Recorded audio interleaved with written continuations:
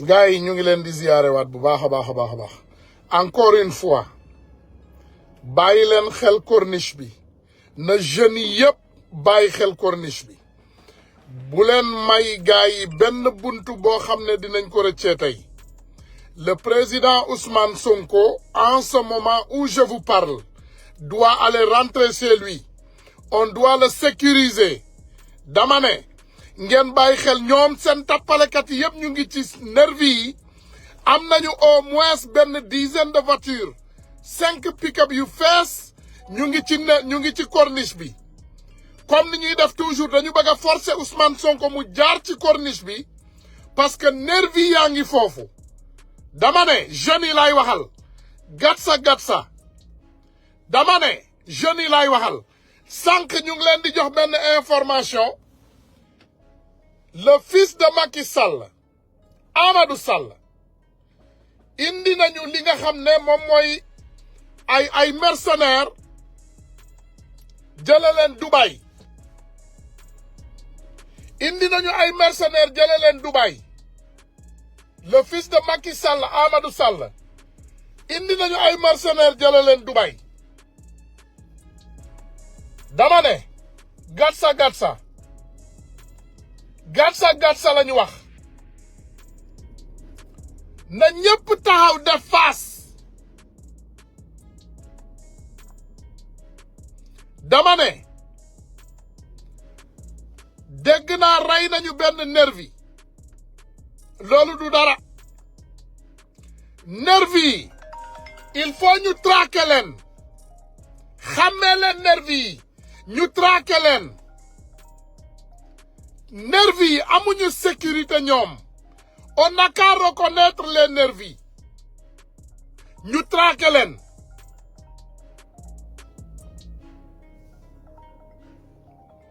on n'a qu'à traquer les nervis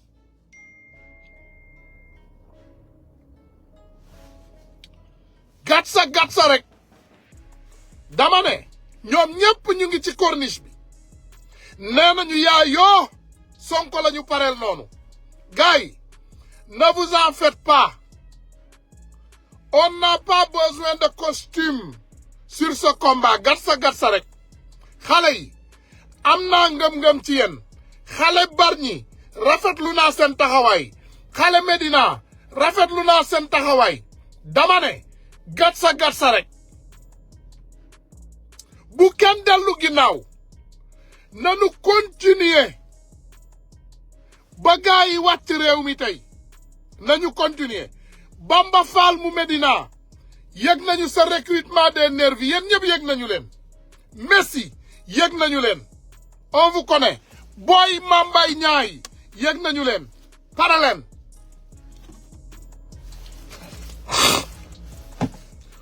de pare leen ñun pare nañu yéen pare leen rek bu soobee yàlla aujourd'hui on va finir avec Macky Sall bu kenn delluwaat ci biir ay kër bu benn doomu aadama arrêté ñoom dañu envoyé waat procès bi le 30 parce que dañoo tiit dañu renvoyé waat procès bi pour le 30 parce que dañoo tiit waaye bu ñu leen may dara teg leen seen tànk fi ngeen ko teg nañu jàpp fi ñu jàpp nervi yi ñu ngi ci corniche bi di xaar président Ousmane Sonko 5 pick-up ñu ngi ci corniche bi gars yi bàyyi leen ko xel juróomi pick-up la ñu bàyyi ci corniche bi juróomi pick-upu nervi ñu ngi ci corniche bi di xaar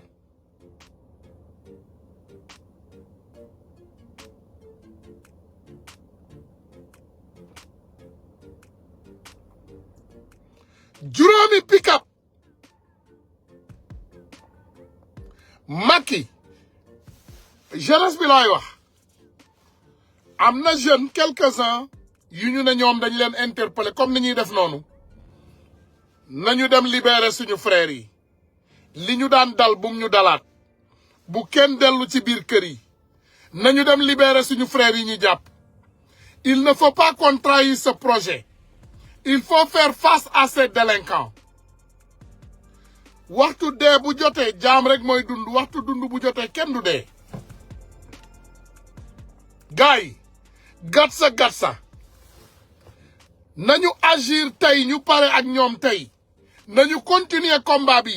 policier Bargny ñu ngi négocier xale Bargny bu leen dellu ginnaaw kenn du négocier ak policier bu ñu négocier ak yéen rek doole la ñuy wutiwaat. jaan du dindi der bi pour bañ a nekkati jaan day dindi der bi ci kaw pour gën a nekk jaan bu gën a rëy. bu leen négocier ak ñoom ne négocier surtout pas avec les forces de l'ordre du Sénégal. waa BIP ñu ngi leen di bàyyi xel jëlkatu mbalet yi tey gis nañu ne vous avez envoyé vos mercenaires gis nañu quelques mercenaires de la BIP ñu doon jaay ngandlu waaye yéen ñëpp dinañu toj seen cottu ndey ñu ngi leen di xaar.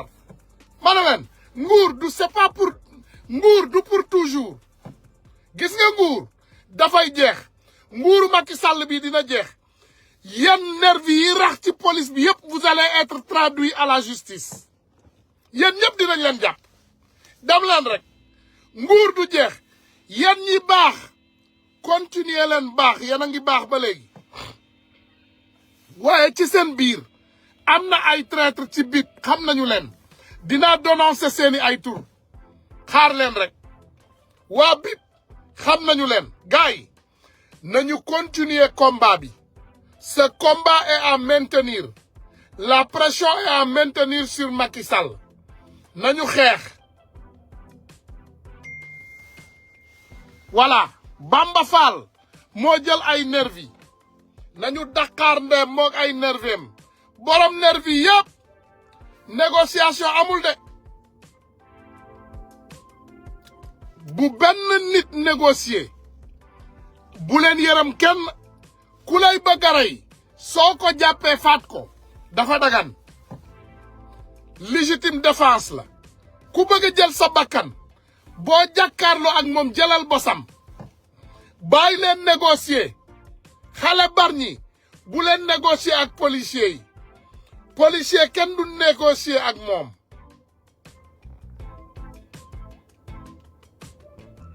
bu kenn négocier ne négociez pas avec les policiers c'est pas nos amis en ce moment. fi mu toll nii ñun Macky Sall la ñu bëgg a génne palais gatsa un point un trait amul benn négocier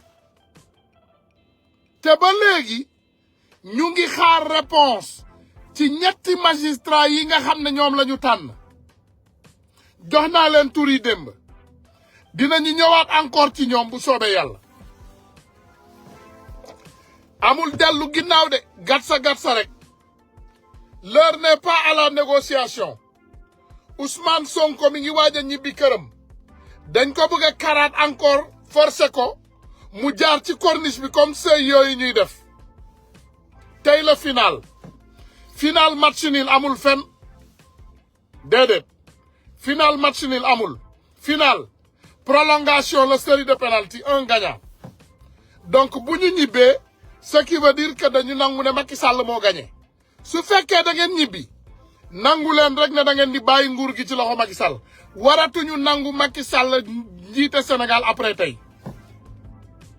tey ginnaaw tey Macky Sall waratul jiite Sénégal nguuru Macky Sall tey la war a jeex gars yi maa ngi leen di sant di leen gërëm maa ngi ñëwaat ak yéen maa ngi delluwaat ci information yi. asalaamaaleykum depuis communiqué Sonko laa leen di liiral ci lu mu gën a gaawee. Depuis que les forces de l'ordre m'ont déposé chez moi, je suis sujet à de terribles vertiges, je souffre de douleurs ou de bas-ventre et j'éprouve des difficultés respiratoires. Nous avons appelé la Souma Assistance, mais depuis plus d'une heure, la police a bloqué leur ambulance au rond-point et leur refuse l'accès à mon domicile. Macky Sall se livre ouvertement à une énième tentative sur ma personne. Sonko nee na ba mu jógee ba ko chef de force de l'ordre ak sécurité yi déposé këram ba léegi mu ne biiram mi ngi metti ci suufu biiram mi ngi metti mi ngi miir te mi ngi am difficulté maanaam jafe-jafe noyyi mu ne woona suma assistance mais depuis benn waxtu policiers yi nanguwuñu ambulance bi yegg si këram pour faj ko wala yóbbu ko fi mu bërëb bi mu war a fajoo pour beneen yoon Macky Sall mi ngi jéemaat dara ci bakkanam. In English, the President Ousmane Sonko stated that from the moment our security forces dropped him off in his home in Senegal, he said the bottom of his stomach is very painful. He has a bad stomach ache on the bottom of his stomach. He said he can breathe. He has difficulties breathing, and he is being dizzy. He said he called the SUMA assistance. They sent the ambulance, but the Senegalese police forces stopped the ambulance at the rond-point near his home. They refused access of the ambulance to his home, which means, again, for another time, Macky Sall is trying to attempt to take his life. We are calling the international and the national opinion to be witness in these matters. Nous prenons l'opinion nationale et internationale à témoin à ces épreuves. Ñu ngi jàpp nit ñi national seede ak international si li nga xam ne moom la ñu nar ci bakkanu le président Ousmane Sonko. ñuy woon ak patriotes yi ne patriotes yi yépp nañu convié wu buntu kër Ousmane Sonko pour ñu dem libérer ko ci otage bi mu nekk pour ñu fexe mu dem mu faju ndax sa vie est en danger. Les Sénégalais, la vie de Ousmane Sonko est en danger et c'est notre responsabilité. Jërë leen jëf.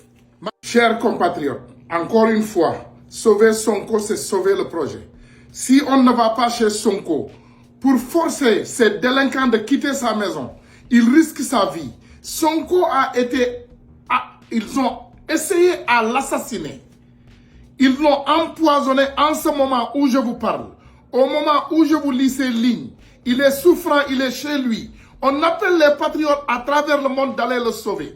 Allons sauver le président Ousmane Sonko. Si on ne sauve pas le président Ousmane Sonko, on ne peut pas sauver ce projet.